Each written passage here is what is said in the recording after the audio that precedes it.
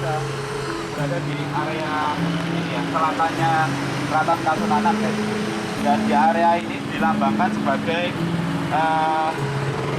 apa ya, alam, langsung aja kematian guys. Jadi kalau dari alun-alun utara itu semacam pintu gerbang yang suci, kita harus mensucikan diri dan menghilangkan nafsu-nafsu kebinatangan kayak gitu. Kalau di sini lebih ke alam sebaliknya, alam kematian dan sebagainya. Dan kenapa dinamakan Gapura Gading? Itu dari kata Gading. Itu Gading sendiri berarti di sisi Tuhan. Di menara Gapura Gading ini benda Gapura yang menandakan kematian guys. Dan dibangun, uniknya dibangun setahun sebelum Pakubono X mangkat. Jadi tahun 38. Ini kok kayak udah firasat guys. Dibangun 39 Pakubono X meninggal sini. Dan lewatnya sini, lewat dari belakang terus ke sini. Dan tidak diperbolehkan ya teman-teman, kalau ada tamu atau setono dalam kalau mau masuk keraton, ini semacam istilah ora elok gitu, orang Jawa bilangnya. Jadi karena pintu masuk itu dari utara ya, masuknya dari utara. Jadi kalau sini itu kan pintu keluar untuk tanda kutip mangkat meninggal dunia. Jadi tidak diperbolehkan. Dan selalu ada, kalau teman-teman lihat itu ada simbol BB10, lalu di atasnya itu namanya Sri Radyo Laksono. Jadi keraton itu semakin memusat semakin inti, semakin suci. Nah kalau untuk jalan keluarnya ini semakin sepi sebenarnya harusnya, tapi ironinya ya kita lihat gitu ya, ternyata keadaan zaman dan realitanya sudah jauh berbeda. Beda sama yang di depan ya, di depan itu memang udah benar-benar karena menunjukkan kemegahan dan kehidupan tuh meriah gitu. Waktu kita lahir benar-benar ramai gitu.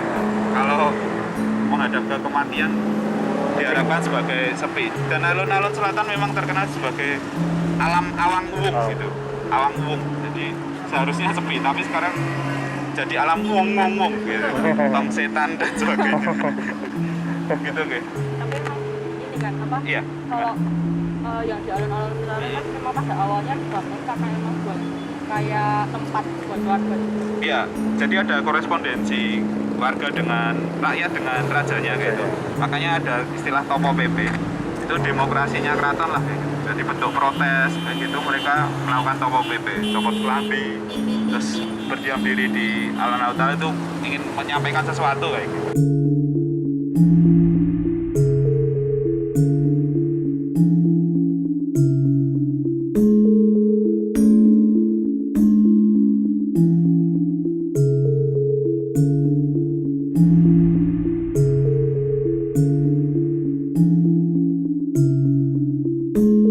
Adalah Kebo Bule gitu, dan terkenalnya dengan Kebo Bule Kiai Slamet gitu. Nah teman-teman, ada beberapa versi terkait dengan Kebo Kiai Slamet sendiri, dan sebenarnya kerbau albino ini tidak bernama teman, atau tidak punya sebutan khusus loh. Nah versi pertama itu Kebo Bule ini hadiah dari Bupati Ponorogo, namanya Surobrono, Adipati Surobrono. Beliau ini yang disambati gitu, ketika Pakubono kedua lari pecahnya Kartosuro sampai ke Ponorogo, dan yang menolong beliau di sana.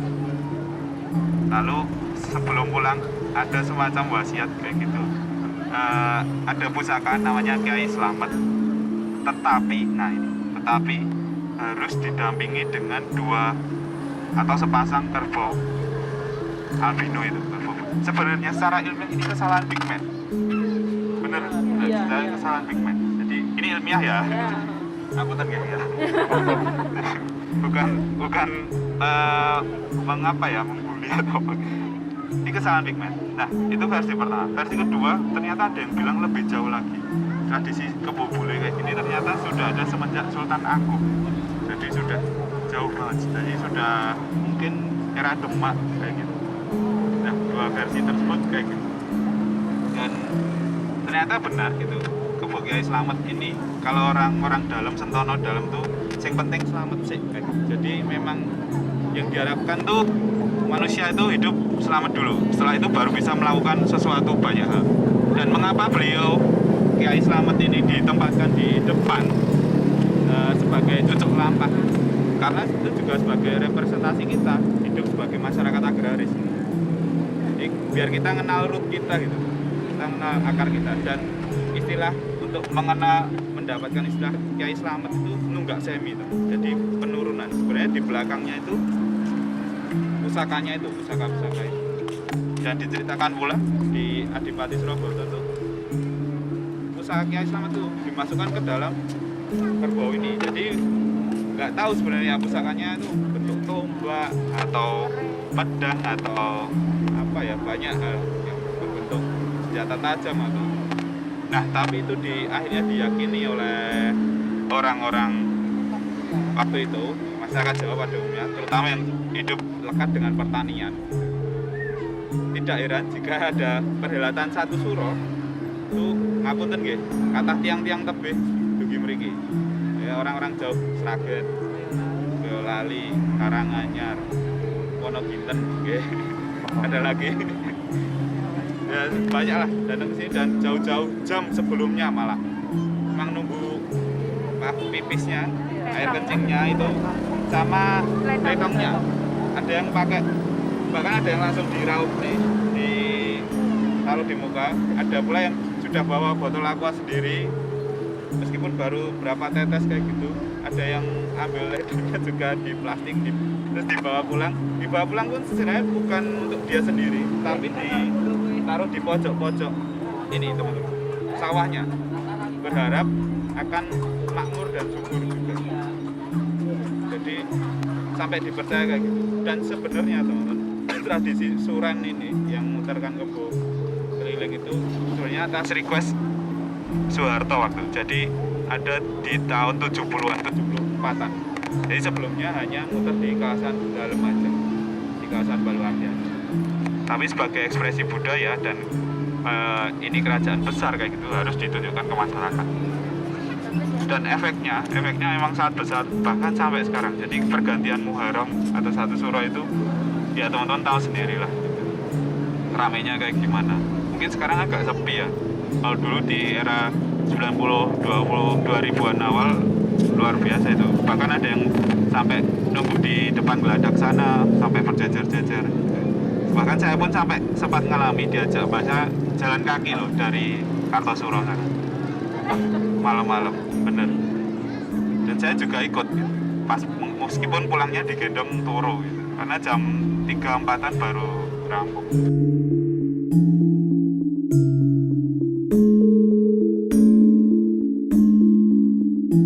Tepatnya PB2. Waktu pecahnya Kartosuro, beliau minta bantuan ke sana. Dan itu tidak sendiri, teman-teman. Ada 3 anak kiai yang mendampingi. Hasan Besari, duanya siapa saya lupa. Ada Hasan Besari, ada 2 anak kiai lagi. Nah, uniknya lagi nih. Nah, waktu perjalanan Pakubono 10, Pakubono kedua ini istirahat sebelum ke Kartosuro. Di Desa Menang namanya, ketemu namanya Mbah Punuk dan disuguh jenang katul. Ketika ia menyendok jenang, langsung dari tengah diseneni sampai dimarahin sama neneknya itu. Kalau makan, bahasa Indonesia, kalau makan jenang jangan dari tengah, dari pinggir. Makanya gue nek perang kena kalah. Makanya kalau kamu perang pasti kalah. Ternyata itu juga diterapkan akhirnya teman-teman. Pakubono II makan dari pinggir, itu di perang juga diterapkan, serang dari pinggir-pinggir. Jangan langsung ke sentrum. Karena nanti kalau ke sentrum langsung di rombon gitu lah. Nah itu akhirnya juga berkat terinspirasi dari situ, akhirnya juga menang. Kartosuro bisa direbut lagi.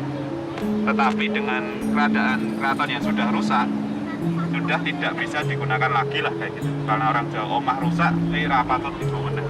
Makanya dipilih Desa Solo menjadi Kasunanan Surakarta.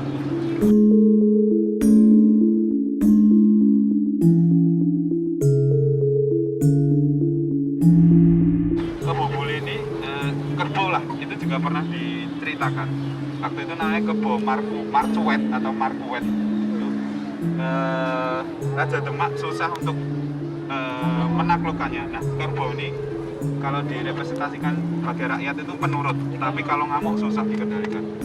Kayak gitu. Jadi susah dikendalikan.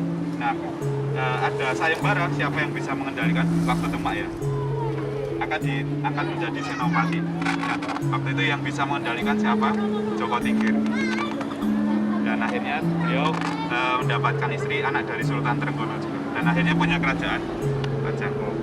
Kayak gitu.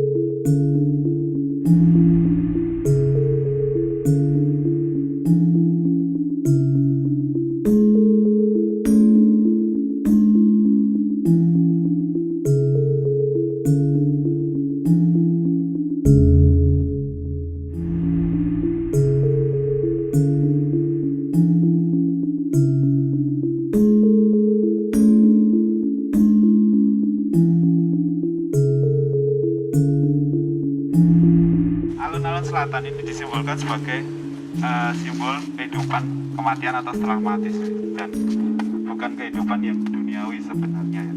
Karena kesunyian jauh dari gemerlapnya dunia gitu.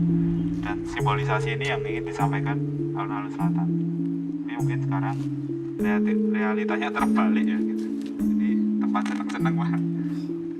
Dan dalam istilah Jawa tadi saya katakan adalah alam awang wung. Jadi memang ya suwung gitu lah. Jadi sepi, jadi suci gitu.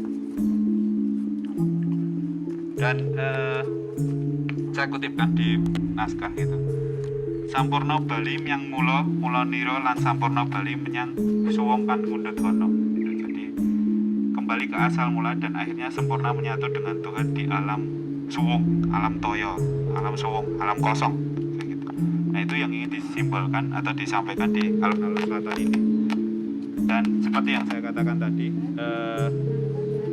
struktur keraton semakin memusat semakin suci, dan kesucian itu ada di tempat di tengah kayak gitu, di bangunan tengah keraton.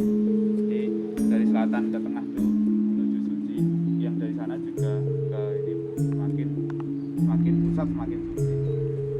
Saya kutipkan lagi, mungkin yang ikut alun-alun utara kemarin juga, saya tepih saking dalam saya kata godaning donya kantang langgeng kakubel suasana rong werna suksma teleng langgeng ayom-ayom tentrem namung heneng-hening pungkasan endung wanung wangsul miang mula-mulanira suwung kan ngandhut ana kang murbung masesa sadaya dumadi.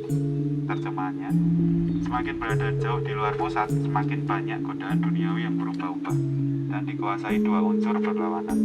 Semakin memusat, semakin langgeng, tenang, tentram, tiada berubah. Akhirnya diam, kosong, tetapi ada isi. Dia sesungguhnya yang menggerakkan semuanya. Jadi ini sangat kaya filosofis teman-teman. Keheningan yang dimaksud itu juga ternyata multi tafsir kayak gitu. Baik kita ke pribadi ataupun ke kehidupan yang sebenarnya gitu. Mungkin kita jadi hening karena kematian memang dipikul sendiri-sendiri ya, gitu. Tapi itu juga memberikan efek sepi lain ke kehidupan gitu. Mungkin kalau kita kehilangan salah satu orang yang tercinta kita gitu di rumah, itu juga jadi merasa sepi juga gitu. Nah itu yang disimpulkan alun-alun selatan sekarang. Selain itu di sini juga ringin kurungnya mungkin kita belum menemukan nama ya. Kalau di alun-alun utara ada Dewan Daru yang sisi barat, yang sisi timur Jaya Daru. Lalu di alun-alun utara juga ada ringin lain yang mungkin bernama Wok Jenggot, Kombinator dan sebagainya dinamai. Kalau di sini kami belum menemukan, mungkin juga ada namanya atau enggak, kita kurang tahu. Biasanya dinamai di sendiri-sendiri karena dianggap sebagai suci juga gitu. Dan pohon beringin kan sifatnya mengayomi gitu. Dan akhirnya diilhami oleh partai, salah satu partai di Indonesia.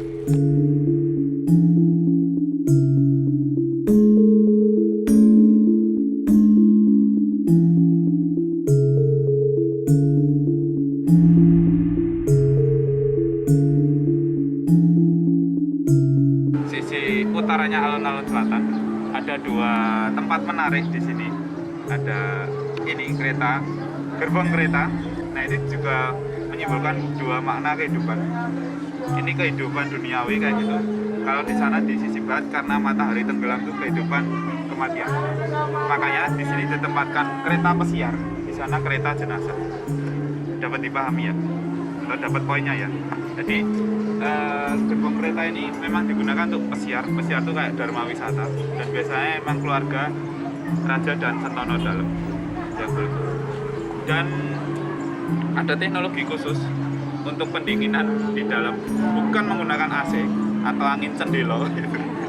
Tapi menggunakan air es batu yang ada tempatnya sendiri. Jadi air es batu didinginkan, ada semacam angin-angin kayak gitu.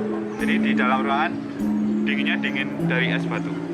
Nah, air sisanya untuk apa? Air sisanya untuk cuci tangan.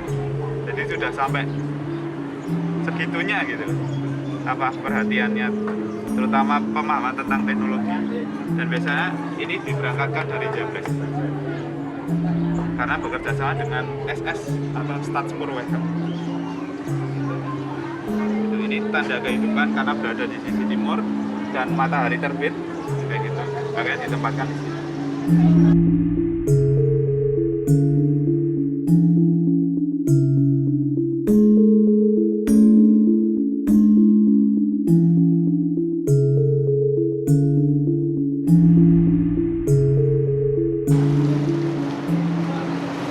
Mungkin ada yang tahu sebelumnya di kawasan alun-alun selatan ini ada kecenderungan ini ya, sudah ngobrol tadi seperti sama, ada kecenderungan sini daerah hitam, bukan orang-orang irong-irong gedung enggak ya, terus orang-orang lagu tapi memang dulu terkenal juga daerah prostitusi juga.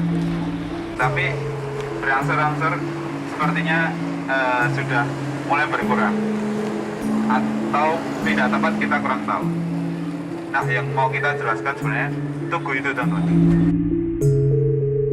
Nah, kalau di catatan kami gitu, di atas itu tulisannya yang ada aksara Jawanya itu Sriyatno Pakubono 10 di 40 12 September 1822, di bawah itu yang segitiga 1822 sampai 1862. Di bawahnya yang kotak lebih gede ada tulisan Jawa, itu kita terjemahkan. Rebektenipun para ingkang manggen salebeting baluarti anyaregi jumeneng dalem sampun kawan doso tahun. Terjemahan Indonesianya, tanda bakti yang menempati dalam baluarti bersamaan dengan jumenengan raja yang ke-40. Jadi ini mungkin kayak apa ya, bukti masuknya orang-orang Magersaren yang menempati baluarti ketika 40 tahunnya Pakubono jumenengnya. Nah, yang di sini disebutkan kalau tahun 18, tapi di situ kan B10 ya, 1822 sampai 1862. Nah, kalau dikonversi di tahun Jawa mungkin 1930-an. Jadi ini tahun Jawa ya, teman. Konversi ke Masehi mungkin 1930, awal abad 20 lah.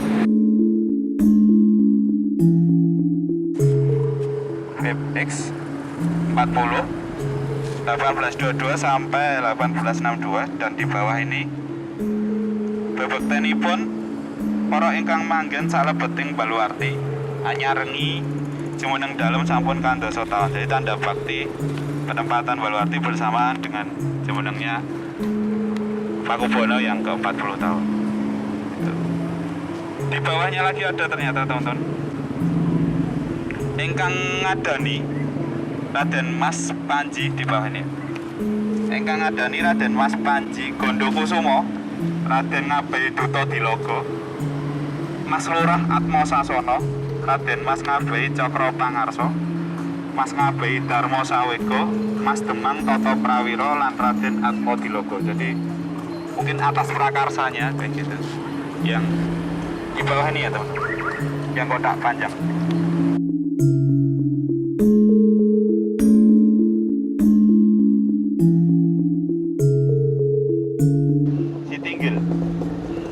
Sitinggil juga di sini. Kori Brojonolo, Sitinggil, Supit Urang. Nah, kiri kanannya ini ada namanya Lumbung Silayur.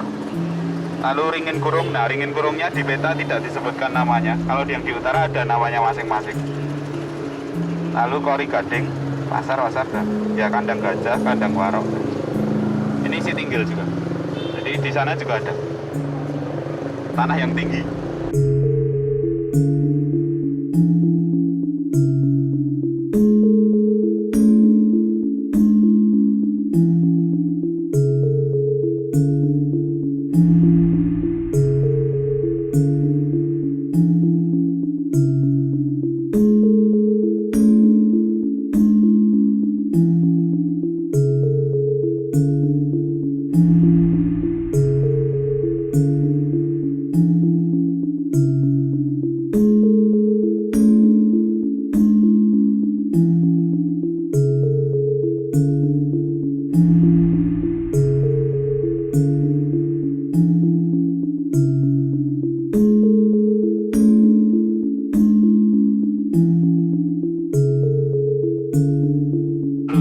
Selatan, di sisi utara agak ke barat, barat daya atau barat laut.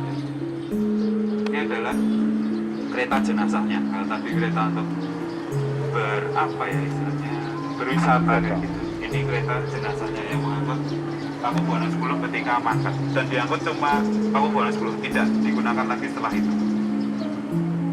Uniknya teman-teman, kereta ini pesennya jauh-jauh hari. Itu ada plat kiri, itu ada perusahaan yang bikin gerbong ini, namanya Wexport, dan berkantor di Amsterdam.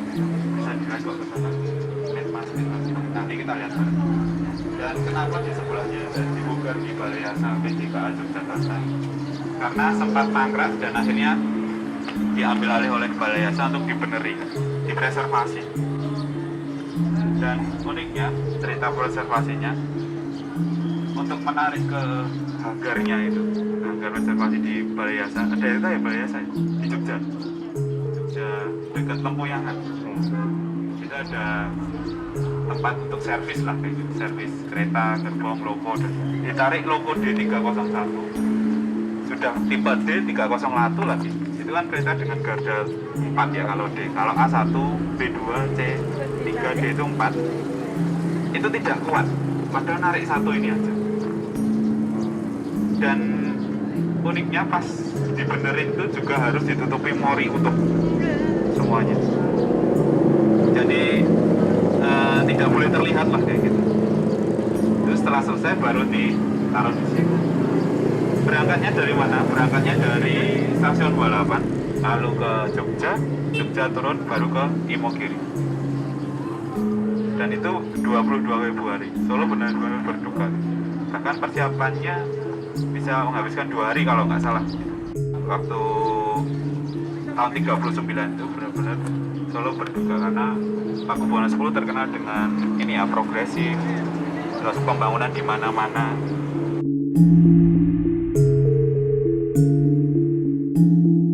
Nah, kalau ada cerita apa ya, masyarakat dulu gitu, nggak dulu sih, beberapa tahun, 10 tahun yang lalu mungkin, yang agak ngawur berbuat tidak itu di sini itu ngawur sih.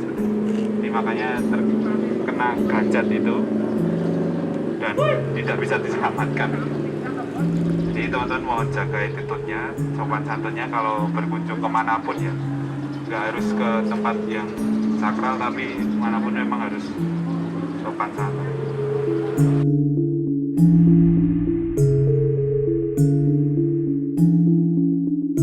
Hutan-hutan itu jungle itu dulu dalam Pangeran.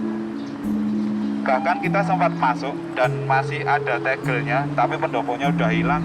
Masih ada menyisakan musola satu di pojokan. Sekarang sudah ditutup benar-benar digembok. Jadi kita dulu sempat masuk, tinggal tegelnya aja gitu. Namanya dalam Kusumo Broto. dalam Kusumo Beratan. Nah, yang tinggal Kusumo Broto. Beliau ini pangeran cerdas dan apa ya, punya concern di pendidikan. Gitu. Meskipun berada di luar tembok Baluarti ini, tapi ada beberapa dalam di sebelahnya ada dalam Jayakusuman yang sekarang mungkin dapat perhatian lebih. Itu juga karena dulu bekas rumahnya orang Bulog yang korup itu terus diambil alih. Sekarang bagus banget dalam Jayakusuman. Kusumo Beratan ironis, sebelahnya hancur, sebelahnya di APG.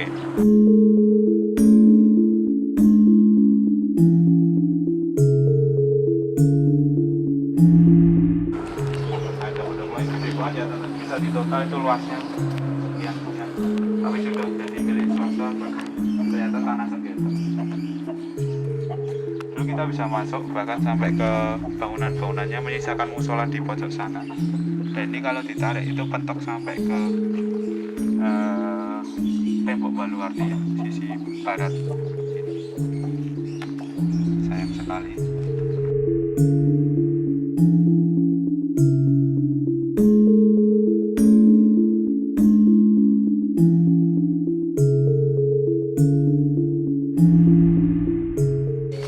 Nah, tepat di depan kita ada tulisan gajah. Itu tadi adalah Tara Sumur ini. Itu kampung kandang gajah.